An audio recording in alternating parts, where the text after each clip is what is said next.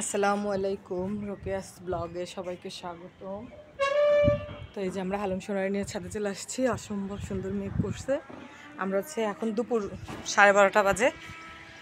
তো এখন আসছি আমরা ছাদে, কারণ সকালে আসিনি, হালুমরে নিয়ে রোদ ছিল আর ওর ধুলো মাখে।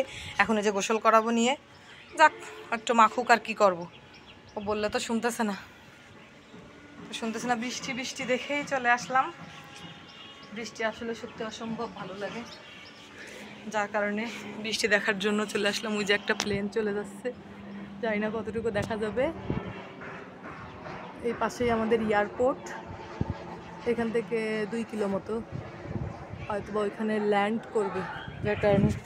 আর হালুম সোনা তো এখানে তো ডলাডলি হয়েছে। কি করবো, যে সারা গায়ে ধুলো বলে এখন নিয়ে সাবান দিয়ে একটা বাংলা ওয়াশ দেবো তোরে একটা বাংলা ওয়াশ দেবো। যদি ক্যান ক্যান প্যান প্যান করেছিস তা মায়ের একটাও নিচে পড়বে না, মনে করে রাখিস। ক্যান ক্যান প্যান প্যানে কাজ হবেন না, বুঝে রাখিস। গুড়ি গুড়ি বৃষ্টি পড়তেছে।